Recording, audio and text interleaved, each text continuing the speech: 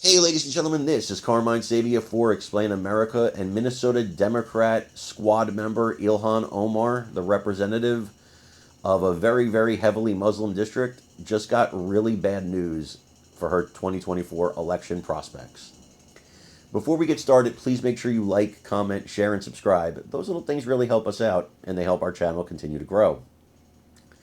So, one of Omar's talking points has been they want to get me out of Congress because I'm a Muslim. They don't want Muslims to be represented in Congress. And of course, for most people, I can't speak for everybody, but for most of us Republicans, that's not the truth at all. We just want people who love this country, who believe in our Constitution, and who support America and our allies. And for so many of us, it seems that Omar does not meet any of those criteria. But her worst nightmare came true in the form of a Muslim candidate for Congress in her district who happens to meet all that criteria. Let's take a look at it.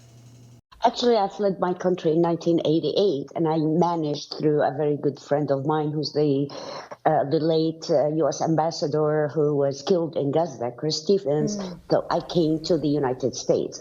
I I hate to play identity politics, but at this point, I need to use it to counter her rhetoric. Sadly, that the fifth district is famous just for being the ground zero of anti-Semitism, led by a woman who shouldn't be in Congress in first place.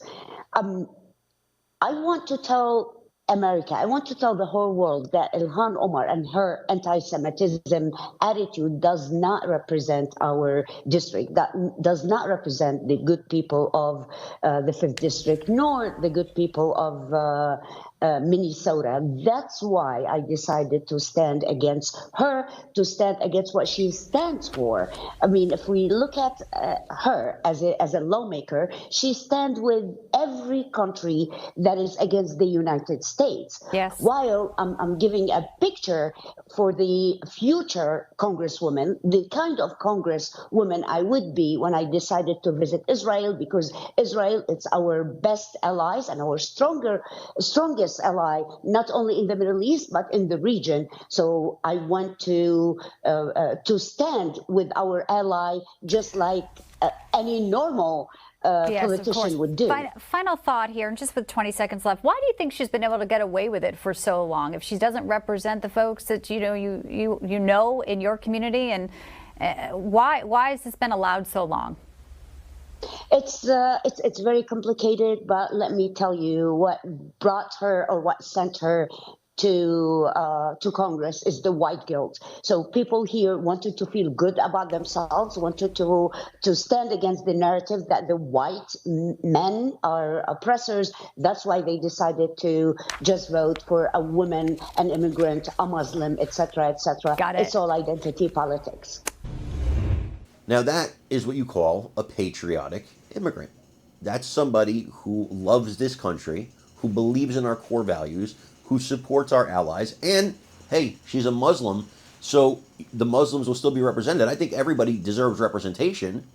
There's not a lot of Muslims in Congress, but what's wrong with having a Muslim in Congress who's an immigrant, but who's a patriot, who loves this country, who came here and didn't say, gee, I want this country to be more like mine, I'm happy to be here. That's the difference between her and Omar. And that's why she could be Omar's nightmare. Because she can defeat her. Absolutely defeat her. I want to know what you guys think about this. Please let me know in the comments. Do you think that this is the end of Omar? I think it might be. Also, please remember to like, share, and subscribe because it really helps us out. I'm Carmine Sabia. This is Explain America. We love you guys. God bless you. Take care, everybody.